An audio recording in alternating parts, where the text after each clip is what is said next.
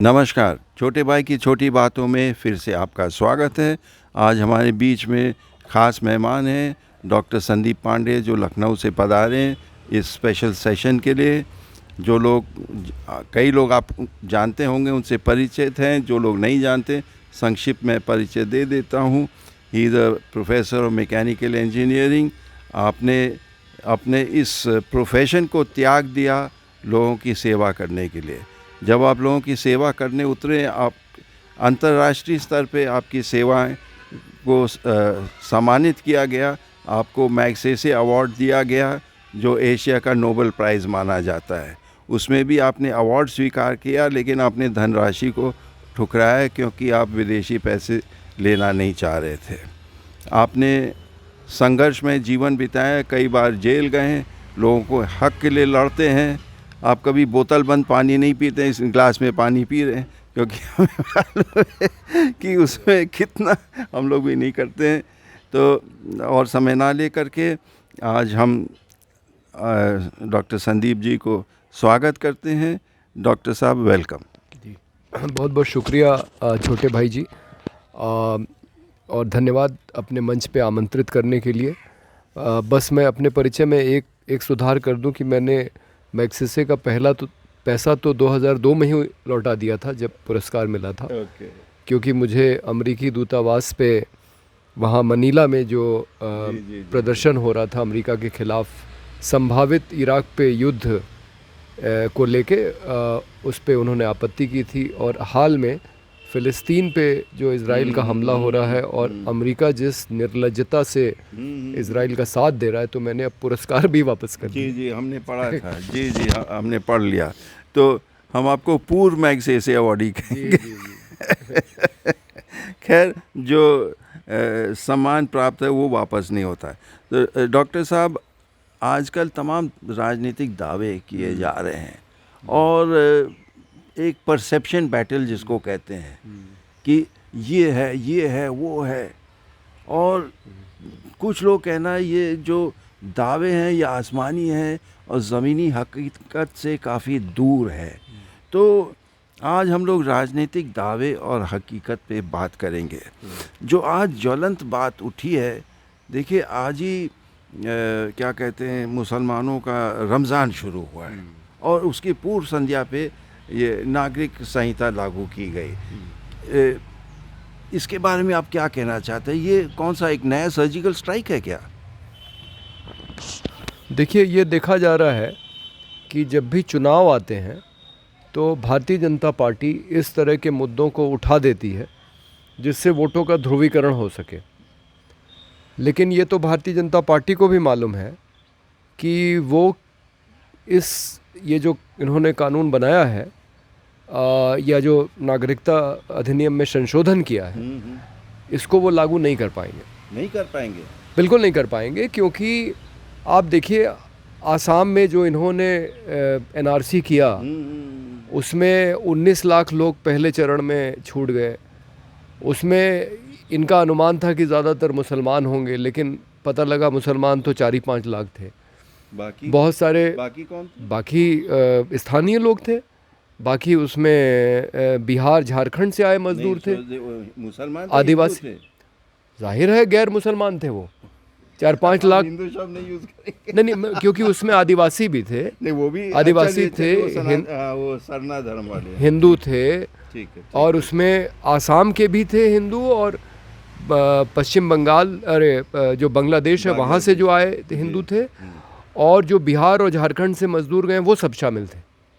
और मुझे ऐसा बताया गया आसाम में कि बहुत सारे लोग तो ऐसे थे जो एनआरसी की प्रक्रिया में ही नहीं शामिल हुए। मतलब उन्होंने अपने कागज़ दिखाए ही नहीं। तो तब इनको समझ में आया कि ये तो बहुत बड़ी समस्या है। और देखिए, यही वजह है कि जिस छात्र संगठन ने इसके खिलाफ आंदोलन किया था कि विदेशी लोग आसाम में आ रहे हैं, विदेशी मतलब बांग्लादेश से, उनको हाँ, उनकी जब सरकार बनी तो उन्होंने तो कभी नहीं लागू किया एनआरसी या सीए।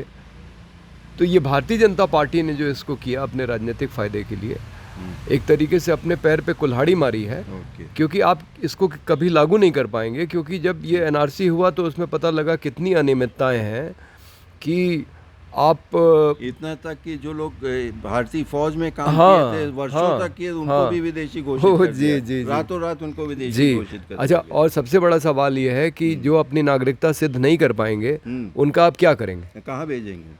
आप डिटेंशन सेंटर बना रहे हैं, डिटेंशन सेंटर में आप कह रहे हैं 3 साल रखेंगे, उसके बाद क्या होगा? ठीक है ना।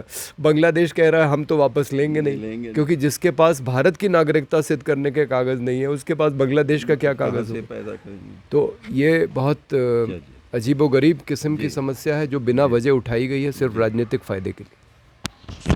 थैंक यू डॉक्टर साहब। मैं एक और ज्वलंत मामले पे आता हूँ जो आज भी सुप्रीम कोर्ट ने ऑर्डर किया है, इलेक्ट्रल बॉन्ड्स के बारे में। जो अभी तक स्टेट बैंक जो है अपनी बचत कर रही थी, इधर उधर भाग रही थी, लेकिन अब सख्ती से दोबारा सुप्रीम कोर्ट पेश आया कि आपको 24 घंटे के अंदर इसका खुलासा करना होगा कि इलेक्ट्रल बॉन्ड्स किसके फ़ायदे में, किसके नाम से गए। इसके बारे में आपको क्या कहें? क्या एसबीआई क्या वाकई में ढूंढ नहीं पा रहा है? देखिए, मेरे एक मित्र हैं, हमारी सोशलिस्ट पार्टी में हैं, गोपाल कृष्णा जी, जो स्टेट बैंक ऑफ इंडिया के पूर्व अधिकारी रह चुके हैं। उनका कहना है कि जब हम लोग हाथ से काम करते थे उस समय भी 24 घंटे के अंदर हम कोई भी आंकड़ा सरकार को दे सकते थे। Very good. और इस समय उनका कहना है कि 1 मिनट के अंदर डिजिटल, मतलब एवरीथिंग डिजिटलाइज, गिन के 1 मिनट में आप कोई भी आंकड़ा आप संकलित कर सकते हैं, दवाई और मिल जाएगा। हाँ, और स्टेट बैंक ऑफ इंडिया खुद कह रहा है कि सारी जानकारी इनकी जो मुख्य शाखा है बम्बई में वहाँ पे है। तो ये झूठ बोल रहे हैं क्योंकि सरकार के दबाव में है, क्योंकि सरकार नहीं चाहती कि इस बात का खुलासा हो। देखिए, सबसे बड़ा जो खुलासा होने वाला है जिसके ऊपर अभी बात नहीं हो रही है, पिछले 5 सालों में 10 लाख करोड़ रुपया बैंकों से ऋण लिया गया है, जिसको घोषित कर दिया गया है नॉन परफॉर्मिंग एसेट्स। और आपको मालूम है कि इलेक्टोरल बॉन्ड से डोनेशन देने में ये शर्त हटा ली गई थी कि कंपनी अपने पिछले 3 साल के औसत मुनाफे का 7% ही राजनीतिक चंदा दे सकती है। ये सीमा हटा ली गई थी और मुनाफे की बात हटा ली गई थी, यानी कोई घाटे की कंपनी भी चंदा दे सकती है। तो इसकी संभावना क्यों नहीं है कि मान लीजिए कि मेरा नाम अंबानी है, मैं बैंक के पास गया कि भाई मुझे कर्जा दे दीजिए, और मैंने अपनी कंपनी को घोषित कर दिया दिवालिया, और मैंने बैंक से जो कर्जा लिया था उससे इलेक्टोरल बॉन्ड खरीद के भारतीय जनता पार्टी को दे दिए। ठीक, और 16,000 करोड़ रुपए इलेक्टोरल बॉन्ड से चंदा दिया गया। तो मेरा कर्जा भी माफ़ हो गया, भारतीय जनता पार्टी को पैसा भी मिल गया, और मुझे जो है राफेल हवाई जहाज बनाने का ठेका मिल गया। अनिल अंबानी। ठीक, आप आज सड़क बनाने जाइए पीडब्ल्यूडी की, आपसे पूछेंगे आपके पास 3 साल का अनुभव है, अब आप बताइए कि अनिल अंबानी के पास वो भी लड़ाकू जहाज बनाने का कौन सा अनुभव है? सर, वो टावर नहीं संभाल पाए टेलीकॉम टावर था, तो लड़ाकू जहाज तो दूर की जी। तो ये पूरी तरह से जनता के धन की लूट और जो पूंजीपतियों और राजनीतिज्ञों का जो गठजोड़ रहा है उसका खुलासा इससे होगा। सर, मेरा अगला प्रश्न है ईवीएम के बारे में। जैसे हमारे कई मिलने वाले हैं, आपके भी मिलने वाले हैं, जो सालों से इसके लिए कह रहे हैं कि आज की तारीख में you can hack anything. Pentagon का जब हैक हो सकता है, चाइना किसी भी चीज़ को हैक हो सकता है, तो ईवीएम को बड़े आसानी से हैक हो सकता है। नॉट एट बूथ लेवल, बहुत हाई लेवल पे इलेक्ट्रॉनिक गैजेटरी से ये हैक किया जा सकता है। तो ये मांग की जा रही, जो देवा साहब साहब कह रहे हैं कि the VVPAT should be a big पर्चा, एक बड़ा पर्चा जो दिख जाए और वही असली गिनती होगी। आप ईवीएम चलाइए, लेकिन जो वीवीपैट है, पेपर ट्रेल है, जो कागज़ निकलता है, वो बड़ा होना चाहिए, उस पर स्पष्ट अंकित होना चाहिए कि किसको वोट दिया गया। इसके बारे में आप क्या कहेंगे? देखिए, मेरी भी देव साहब जी से बात हुई है और अब देव साहब जी भी इसी निष्कर्ष पे पहुंच गए। पहले कुछ लोग ये बात कर रहे थे कि वीवीपैट की पर्ची वोटर के हाथ में दी जाए और वो फिर उसको बक्से में डाले जिसमें कोई इलेक्ट्रॉनिक कनेक्शन ना हो उस बक्से में। लेकिन हमारा कहना है कि जब आपको पर्चा ही डालना है सादे बक्से में और उसी की गिनती होनी है तो भाई मत पत्र से कराओ ना। ईवीएम और वीवीपैट की ज़रूरत क्या है? तो अब देव साहब जी भी इस बात को मान गए। जी, और हम सबकी अब मांग ये है कि ईवीएम वीवीपैट हटाइए और मतपत्र लाइए, और मतपत्र से चुनाव हो सकता है। और अब मतपत्र में जो जिस तरह से पहले बूथ कैप्चरिंग होती थी वो संभव नहीं है, क्योंकि चंडीगढ़ के मेयर इलेक्शन में हमने देखा किस तरह से कैमरे में वो कैद हो गया, जबकि ईवीएम में जो हैकिंग होगी वो आप नहीं पकड़ सकते। वो जी गुप्त है, वो जी। गुप्त है।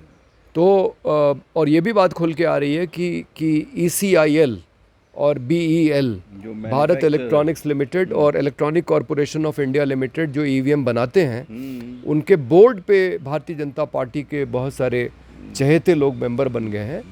तो भारतीय जनता पार्टी पूरी तरह से इस और देखिए अभी जो चुनाव आयुक्त ने इस्तीफा दिया, गोयल साहब, हाँ, मतलब लोग अपने सर्विस का एक्सटेंशन कराने के लिए जो है कितने समझौते करते हैं। और एक आदमी है जो 27 में जिसका रिटायरमेंट है और वो 3 साल पहले इस्तीफा दे रहा है, तो उसके ऊपर क्या दबाव था? उसके पहले लवासा साहब ने भी कुछ ना कुछ तो उनके ऊपर दबाव था। जो गलत काम उनसे कराने की कोशिश की जा रही थी वो नहीं करना चाह रहे थे। तो इसमें बहुत हेराफेरी हो रही है और हम लोगों का कहना है कि इसको एकदम हटा के और मतपत्र लाए जाए। वैसे यदि इतना आत्मविश्वास है कि हम 400 पार करेंगे, यदि इतना आत्मविश्वास है तो कागज से क्यों डर है? जी, नहीं, सही बात है। और इसीलिए उनको डर है, क्योंकि अगर भारतीय जनता पार्टी के साथ ईडी, कल आतिशी मरलेना ने बहुत अच्छा कहा है, अगर आप ईडी को भेज के लोगों को धमका रहे हैं, हाँ, उनको ज़बरदस्ती आप धमकी दे के भारतीय जनता पार्टी में शामिल करा रहे हैं और आप चुनाव जीत रहे हैं, तो क्या ये रिगिंग नहीं है इलेक्शन की, कि आप ईडी और सीबीआई का इस्तेमाल कर रहे हैं अपने राजनीतिक प्रतिद्वंदियों के खिलाफ चुनाव के पहले ही दबाव बना रहे हैं? जी, निष्पक्ष नहीं रहा फिर। हाँ, तो जितने संस्थान हैं हमारे लोकतंत्र के, सब पे एक तरीके से भारतीय जनता पार्टी ने कब्ज़ा कर लिया है और वो अपने तरीके से इनसे काम करा रही है। ये तो सौभाग्य है कि सर्वोच्च न्यायालय को चुनाव के पहले थोड़ा सा उन्होंने सोचा कि भाई हमें कुछ ठीक काम करना चाहिए और उन्होंने एक कड़ी भूमिका ली है ये इलेक्टोरल बॉन्ड पे। हमें उम्मीद है इसी तरह की भूमिका वो ईवीएम पे लेंगे और प्लेसेस ऑफ वर्शिप एक्ट पे लेंगे और बहुत सारी चीज़ों पे, 91 का, हाँ, बहुत सारी चीज़ों पे सुप्रीम कोर्ट को भूमिका लेने की ज़रूरत है, जिससे कम से कम इस देश में जो एक अराजकता का शासन हो गया है कि अपराधी बाहर घूम रहे हैं। अजय मिश्रा टेनी, जिनके लड़के ने 4 किसानों को और एक पत्रकार को मार डाला गाड़ी से कुचल के, उनके पिताजी फिर से चुनाव लड़ने जा रहे हैं। बृजभूषण शरण सिंह महिलाओं के साथ छेड़छाड़ की और देश का पूरा नाम बदनाम किया अंतर्राष्ट्रीय स्तर पे, और फिर भी उसका कुश्ती के तंत्र पे कब्जा है, उसके खिलाफ कोई कार्रवाई नहीं। और हमारे साथी जो साईं बाबा, देखिए 6 साल के बाद कह रहे हैं कि उनके खिलाफ कोई आरोप ही नहीं है। और ऐसे SN साईं बाबा जो दिल्ली यूनिवर्सिटी में पढ़ाते थे, तो भीमा कोरे गांव में, और दिल्ली विश्वविद्यालय के कितने छात्र, उमर खालिद का आप भाषण सुनिए, वो पूरा राष्ट्रवादी भाषण है। और उसके ऊपर जो है आरोप लगा के कि वो लोगों को उकसा रहा है, उसके ऊपर UAPA का मुकदमा दर्ज करके उसको जेल में डाला हुआ है। तो ये एकदम अराजकता का शासन है और इस पे सर्वोच्च न्यायालय को कड़ी भूमिका लेनी चाहिए ताकि देश में लोकतंत्र का जो अपहरण हो गया है वो उससे मुक्त हो। डॉक्टर साहब, ना खाऊंगा ना खाने दूंगा, जी, हाँ, ये बहुत बड़ा दावा था। लेकिन अभी जो इंडिया टुडे का सर्वेक्षण हुआ उसमें लोग कह रहे हैं 54%, मीन मोर देन 50%, 54% लोग कह रहे हैं कि भ्रष्टाचार ख़त्म नहीं हुआ है। इसके बारे में आप क्या कहना चाहेंगे? आप ये बताइए, अगर कानपुर का DM सिंघानिया की गाड़ी से आ जाए आपके घर तो आप क्या कहेंगे? उसके ऊपर सवाल उठेंगे। और हमारा प्रधानमंत्री है, गुजरात का मुख्यमंत्री होते हुए प्रधानमंत्री की शपथ लेने आ रहा है और अडानी के जहाज़ से आ रहा है। अडानी के जहाज़ से वो घूमते हैं, चुनाव प्रचार करते हैं और अंबानी का निजी अस्पताल का उद्घाटन करते हैं। उसके मोबाइल फ़ोन के विज्ञापन में उनकी तस्वीर आती है, पेटीएम के विज्ञापन में इनकी तस्वीर आती है। इस तरह से भारत के कौन से प्रधानमंत्री ने पहले, मतलब मुझे तो ये बड़ा आश्चर्य होता है कि आप प्राइवेट कंपनियों की फैक्ट्रियों का जब उद्घाटन होता है, बोइंग का, सैमसंग का, तो आप वहाँ, कानपुर में अडानी का हुआ था, तो वहाँ जाते हैं। आयुध निर्माणी वाला। जी, तो वहाँ जाते हैं। अरे भाई, उससे आपका क्या लेना देना है? कोई सरकारी फैक्ट्री का उद्घाटन हो रहा हो तो वहाँ आप जाएं। सरकारी फैक्ट्री तो बंद करा रहे हैं सर। जी, सरकारी फैक्ट्रियाँ बंद करा के प्राइवेट कंपनियाँ खुलवा रहे हैं, देश की परिसंपत्तियाँ बेच रहे हैं। ये तो किसी तरीके से राष्ट्रवादी नहीं है। तो ये जो खुला गठजोड़ है पूंजीपतियों का और नेताओं का, जो मैंने पहले भी जिक्र किया, तो आप अडानी के जहाज़ में घूमेंगे तो अडानी को आपको ठेके देने ही पड़ेंगे। इस समय देश की अर्थव्यवस्था के लगभग हर एक हिस्से के ठेके अडानी को दे दिए गए हैं। तो क्या ये भ्रष्टाचार नहीं है? और वैसे जिस चीज़ को आप भ्रष्टाचार कहते हैं, जो घूस वाली बात है, तो उसमें भी लोग कह रहे हैं बहुत बढ़ोतरी हो गई है। एक दिन शिवपाल यादव जी का, एक दिन शिवपाल यादव जी का बयान है कि जो काम सपा सरकार में 1000 रुपये में थाने पे हो जाता था, मतलब वो मान रहे हैं कि हमारी सरकार में भी 1000 रुपये देने पड़ते थे, अब उसके 10,000 देने पड़ रहे हैं। तो इसका मतलब कि घूस भी बहुत बढ़ गई है। तो मुझे तो नहीं लगता कि भ्रष्टाचार कहीं कम हुआ है, पहले से बढ़ा ही है। आपको बस, चूँकि मैं उस मुद्दे से जुड़ा हूँ, खुले पशुओं के, जो आवारा पशु घूमते रहते हैं, किसानों की फसल खाते हैं, इस समय प्रदेश में चारा का बहुत बड़ा घोटाला हो रहा है, जिसमें ग्राम प्रधान स्तर से लेके ऊपर के अधिकारी तक शामिल है, और गाय बेचारी गौशाला के अंदर मर रही है। जी सर, ये आप सच बोल रहे हैं, क्योंकि मेरा बेटा भी बिहार गया था, मुजफ्फरपुर, और उन्हें अजीब सी बात कही कि वहाँ आवारा पशु नहीं है बिहार में। जी, ये उन्होंने खुद ऑब्ज़र्व किया। सर, जो अभी अंबानी साहब के बेटी की शादी हुई थी जामनगर में, sir, Jamnagar is an air force base जो कराची एयरफोर्स बेस से 15 मिनट की दूरी पे है। वहाँ पे कोई बाहर का विमान नहीं उतर सकता है, और 400 विदेशी विमान वहाँ से उतारे गए, तो उसको इंटरनेशनल एयरपोर्ट, एयरफोर्स के स्टेशन को इंटरनेशनल एयरपोर्ट बना दिएगा एक लड़की की शादी के लिए। अब क्या कहेंगे, बहुत बड़ा दहेज मिला। हाँ, नहीं, ये तो भाई जो सारी बातें अखबार में आ रही हैं उस पे क्या कहना है, वो तो सभी लोग पढ़ रहे हैं। अखबार में नहीं आया, ये तो पता चला है। जी। लेकिन एक बात मैं उठाना चाहता हूँ जो अभी तक कहीं नहीं आई है। जी। आपको याद है किसान आंदोलन में दिशा नाम की लड़की को बेंगलोर से गिरफ्तार किया गया था? क्यों? क्योंकि उसने रिहाना का जो ट्वीट था किसान आंदोलन के समर्थन में, उसको रीट्वीट कर दिया था।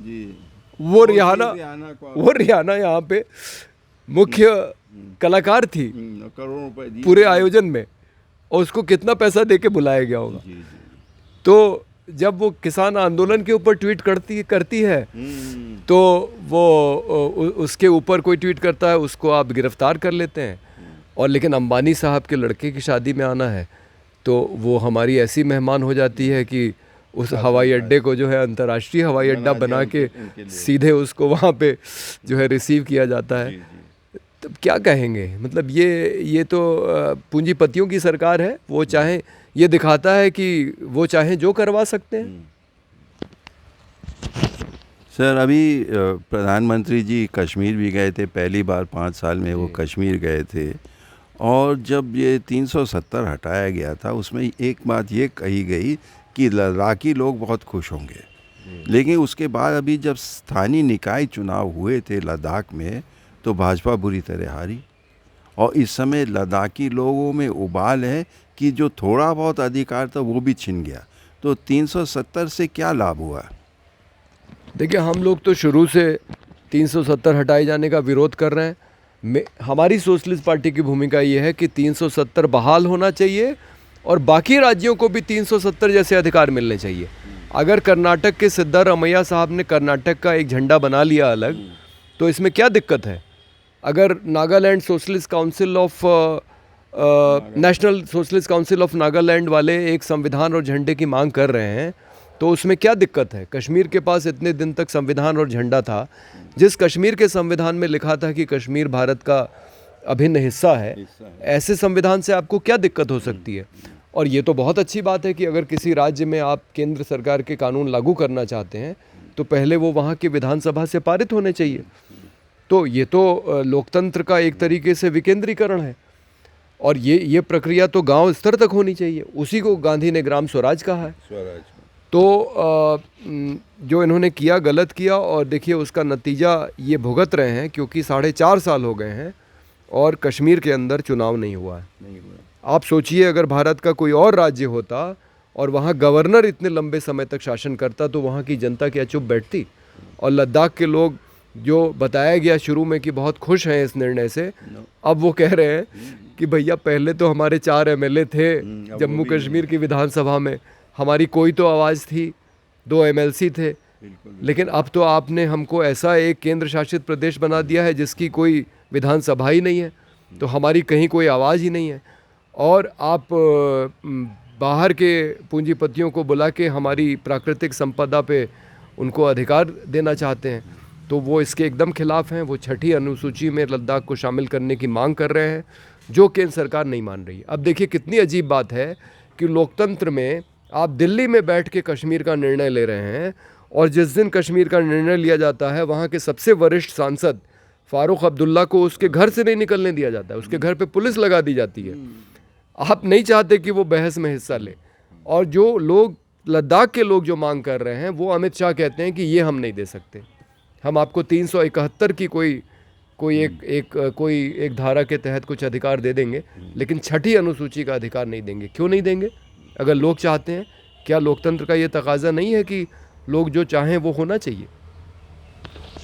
सर, उस समय बड़ा दावा किया गया था बाहरी लोग कश्मीर में ज़मीन खरीद सकते, इतना तक आप कश्मीरी लड़की से, वो चिकनी चमेली लड़की से शादी करें, मैं वेरी डर्टी मतलब कमेंट किया गया। लेकिन ये कहा गया कि बाहर के लोग वहाँ ज़मीन खरीद सकते हैं, लेकिन आप उत्तराखंड में नहीं खरीद सकते, हिमाचल प्रदेश में नहीं खरीद सकते, बाहरी लोग वहाँ की ज़मीन नहीं खरीद सकते, नहीं खरीद सकते। तो ये कौन सा, ये कैसे निर्णय था? नहीं, ये एकदम गलत निर्णय था। और ये लोगों की जो ये जिसको वो राष्ट्रवादी कहते हैं, लेकिन वो असल में सांप्रदायिक राजनीति है, वो जो भावनाएं हैं उसके दोहन करने के दृष्टिकोण से ये निर्णय लिया गया था।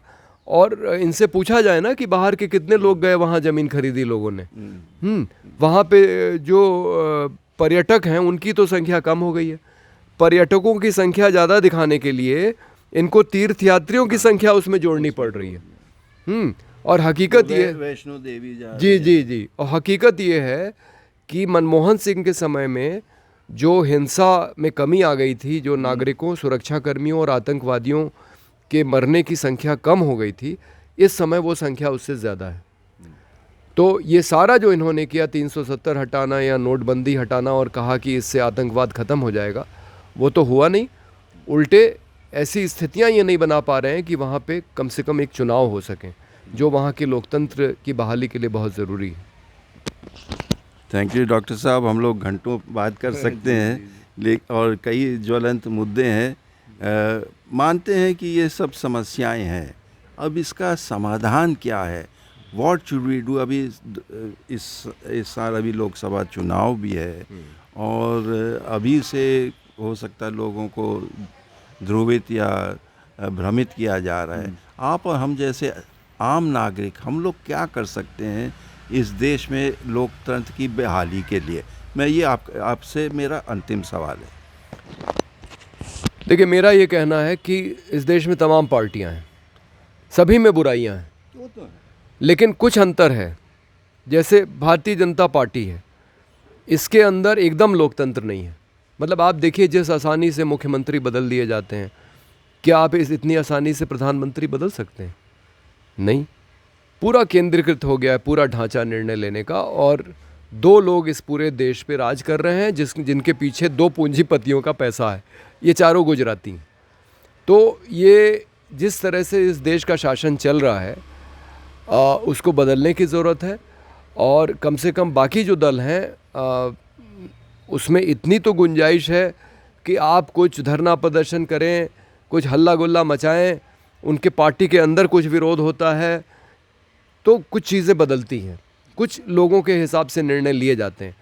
लेकिन इस समय जो शासक दल है वो तो पूरी तरह से तानाशाही है, उसके अंदर कोई विरोध की गुंजाइश नहीं है। उसके अपने सांसद संसद में नहीं बोल सकते हैं, उनको बोलने पे मना है। अब हम लोगों को क्या करना है, हम लोग क्या करें? तो हमको ये करना होगा कि हमें शासन भारत का बदलना पड़ेगा और हमें कोई दूसरे दलों को लाना पड़ेगा, ये प्रयोग करना पड़ेगा ताकि कम से कम, और ऐसे दलों को जिसमें जनता की आवाज़ सुनी जाती हो, कुछ गुंजाइश हो कि उनके खिलाफ धरना प्रदर्शन करके अपनी आवाज़ उठा के उन दलों पे हम दबाव बना सकें कि वो लोकतंत्र को इस देश के संविधान की भावना के हिसाब से चला सकें।